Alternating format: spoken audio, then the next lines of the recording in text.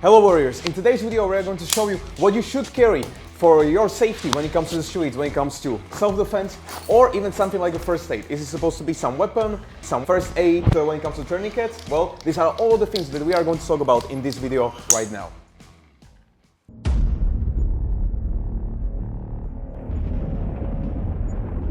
Like we said, in today's video, we are going to talk about EDC or everyday kit, which is something that you should be carrying for yourself. For today, the inspiration is going to be Peter, who has all of these things, and we will categorize it between a couple of levels. The first one is the thing that you want to carry with yourself at all times. So it doesn't matter if it's, I'm going out with the dog, I'm just going somewhere. This is something that you never take off yourself. You always have it. The second thing is going to be something that you have in your backpack, which no longer makes sense that you carry too much about weight or the size, because you have it in your backpack. So it weighs more, but you have more things in there. All the way to level 3, which is something that you want to carry with yourself, for example, in your car. To be exact, today is going to be a video about everyday kit when it comes to self-defense and first aid, because different would be when you are going to the forest, so there's different things that you want to carry with yourself. The same goes if you are just going to the city and you just want to have stuff with you for a couple of things. They are different than self-defense or first aid, but today's video is only about those two. So when it comes to the first point, which is the first aid, you want to carry with yourself things, of course, at all times, every single day, and things that are like emergency first aid. So what you want to really have with yourself is equipment for a massive bleeding, and the second one when you are unconscious and not breathing. Those are the things that are common and that you need to treat, because if you look at the arriving of the ambulance, it can be somewhere like here in Czech Republic, which is like 7 minutes or longer. But if you are living further from the city, you are living in some village, and it takes way longer, like 15 minutes, 20, or even longer. It can be up to an hour. That's where you really need to have those things with you, because ambulance will not exactly save you, because it's way too much time. So let's go to the first aid and let's go to our first level of defense. So this is something that you carry with yourself at all times, and it's on, for example, a keychain. As you can see, it's very small, compatible. You have it every single time with you. What you can see in there is basically very basic stuff when it comes to gloves, when it comes to, for example, the massive bleeding. You have more options there, all the way to a face mask. This is basically what you will always have with yourself here, and is for all those things that we said in the beginning when it comes to massive bleeding or when the person is unconscious and he's not breathing. As you can see, very small, and you can have it on your keychain just like Peter has. Let's go over to a little bit bigger things that you carry with yourself, which is going to be this smaller bag, smaller package, where you of course have the same purposes when it comes to bleeding and person who's unconscious and not bleeding. So there is not that many things that you can put into it, but as you can see, it's still very easy to carry. And still, as you can see, all the things that Peter has here, it's all the things that he's going to need. And like I said before, once again, it's very compatible. Yeah, for example, this is the SWAT tourniquet. It's made from rubber. It isn't so good. It isn't the best way how to stop the bleeding, but it's a really small one. This is the really compact size, and I don't have any problem to have it in the, for example, in the sacco and the evening suit. Yeah, something like for the theater or this stuff, and I don't have any problem with this. Second one is the hemostatic, Celox Rapid or combat gas or Chytogas. It depends on your options, but these two things stop the bleeding really good. Not the best one, but they're really good for the really small size. Let's move to the bigger bag or bigger package. Here, what we are going to find out, as you can see, it's a little bit bigger, so we can get more stuff in there. But if we are going to open it, right away you are going to see tourniquet once again. But these tourniquets are going to be the better ones and the ones that SORUDO would advise you to have, which is the M2. Why they are so good? As you can see, when we are going to put them on, you can really grab it very tight. And if we want to make it even more, as you can see, around 3 fingers right now, and we can still continue taking it very down. So that means that even when it's a smaller arm or an arm of a child or even a dog, these tourniquets can really stop the bleeding even on those smaller arms or smaller legs. So that's when it comes to tourniquets.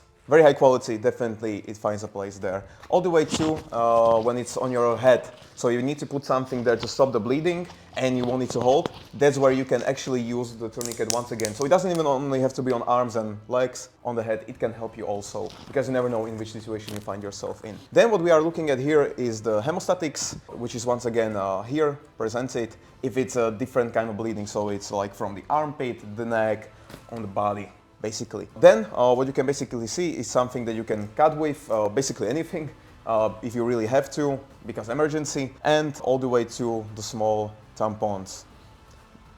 Once again, you can see gloves, and maybe you could be asking like, or saying, isn't this doubling the things? Because I already have the gloves in this one. Well, if you look at something like gloves or tourniquets, think about how many persons there can be. So if we are talking about a car crash, maybe I need to get the gloves for myself and for my wife, because we too are saving someone, or multiple groups of people. And if you have it more, the same goes for tourniquets. How many legs and arms are there in the car accidents? A lot. So if you have them more, it's not going to be too bad cost. It's only going to help you if you have it more than if you have it less. Basically, tear up. So if you are putting it all in a stress, it happens that now your fingers went through. It's good to have the second option if it happens, because you just don't want to get infected. And it happens a lot in the stress.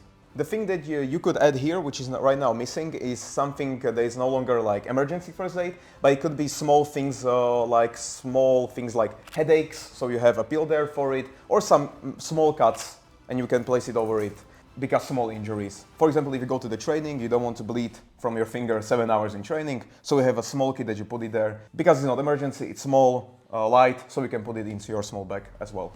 And the second thing we are going to talk about right now is having something for your self-defense. If you have been watching us, you know that for us it's going to be the telescopic button, but for you it could be different because of the legality of it. In our states it's completely legal to carry it and have it even open, but in your state it could be different. But having something is definitely good for the self-defense. Maybe if you don't want to carry something like a pistol, so you don't instantly have to kill the person, that's why we chose the telescopic button, and that's why you should watch our videos about telescopic button, why we prefer this weapon. But if it's in your state different and you want to carry a pepper spray with you, good option. A weapon is always going to be better to have than to not have. So for self-defense, weapon you carry it at all times, as well as for the small bag.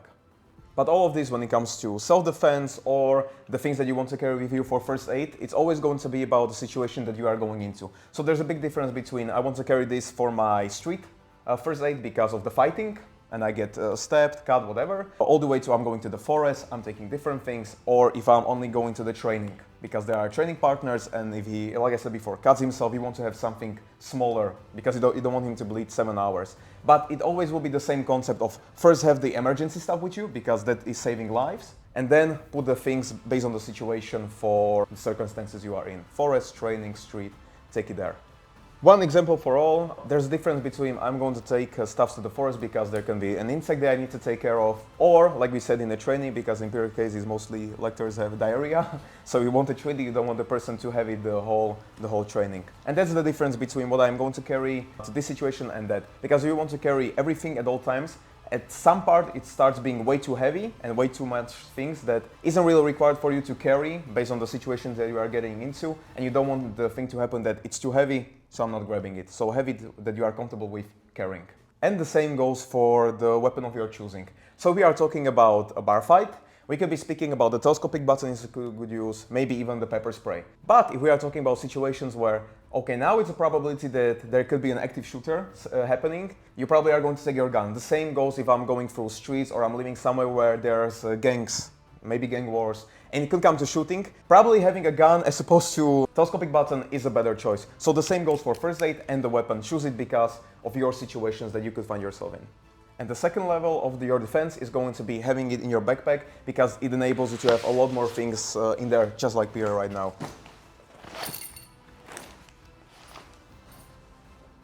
So what you can see right here, when we open it, we have two tourniquets coming at you right away when you open it, so we have it in your hand. The second goes, there's an Israel bandage that is right there, as you can see, all the way to having another combat hemostatics right there ready for you. What you can see right there, when we open the bag even further, is the chest seal for pneumothorax, so it's right there ready. All the way to having things like you said before, there's the gloves, there's the face mask, and having smaller things like we said, tampon, and like the smaller injuries kit, which is more likely to happen, like we said before, but it's not emergency. When it comes to the weapon in your bag, in Peter's case right now, what we are going to show here is the pistol. So in Peter's case now he's thinking about in the one hand-to-hand combat, I don't really need it on me, so I have it somewhere close to me. But he doesn't have it in his car where it's too far, because they're in a fight, or if something happens like the active shooter, you don't have it. So he doesn't have it on him or in a car, but it's somewhere in the middle, so it's in the backpack. If you have a good backpack, it will enable you to very quickly take it and draw from it, which is the biggest advantage when it comes to this backpack right away, because it was very quick and you have the weapon ready in your hand. So the brand that's making this is X. So this is the bag from there. And what you can see right now, why it's so good, is that you can basically move the things that you have in there. We're going to show you right now. So if we open the backpack, you are going to see that you don't always have to have the pistol in the exact same spot.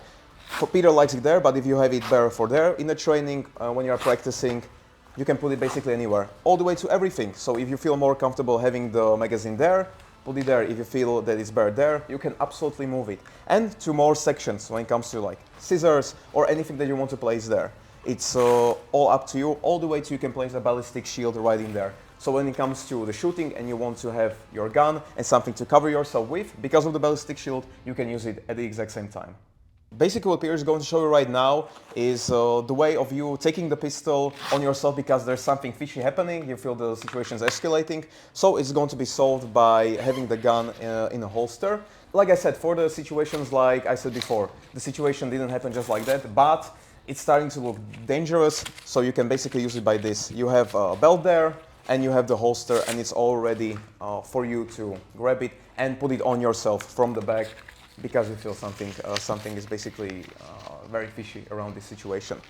So as you can see, this is how it would look, and it's all set and ready. So if you really have to, you take it off, put it anywhere you want based on your practicing and training, and very quickly you can get the gun from the bag all the way to you. Then if something happens, you have it right there and ready, and the backpack is in your hand. Basically the options that you have when it comes to putting the things there, it's many options. You can see magazines here, small bag is here, even smaller kit is there, but it's all up to you where you carry it, or the ballistic shield, or even computer having in there, because for work purposes. Like I said, the options are limitless, but it's always to have it the best to your options. So try it many times if you can reach the things that you want, and that's how you know that the setup in your bag is the best it can be.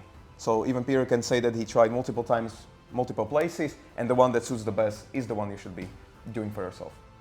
How to conclude this video? Well, if you actually saw, we just showed you a couple of things that you should be carrying for yourself when it comes to the first aid or the self-defense, because you never know what every day can happen. We talked about the smaller sizes that you carry on yourself at all times, all the way to backpacks where you can have more things and the weight doesn't trouble you that much. And just to mention, the biggest bag, like in Peter's case right now, is in the car, because that's the place where you don't carry about the weight at all, you have it in there at all, you're not moving it, it's always there, and you don't carry if it's 2 kilograms free, whatever. Because car crash, you can have anything you want there when it comes to, we'll watch about the rules in your country, but still we could be saying it's better to have problem with the rules in a court than have a dying kid and you are just hopelessly waiting for ambulance. In this case, there's no such thing, because there's from oxygen to AEDs to all the things that he can basically need. This is basically a whole ambulance in the bag in a car, because car crash doesn't ask, do you have it or not? It's just, what do you have, you can use, and that's what is going to save lives. So this is the video that we wanted to share with you today. We'll maybe think twice about it. Do I carry the right things?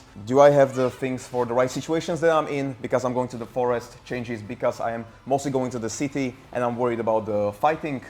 Grab the things for fighting. Thank you for watching. This is like an inspiration what Peter carries himself. Take some for your own equipment. Thank you for watching, and we'll see you in the next video. And definitely leave a massive like and comment what you are carrying with yourself. Maybe something that we haven't mentioned. Surprise us. So like the video, and we'll see you in the next one.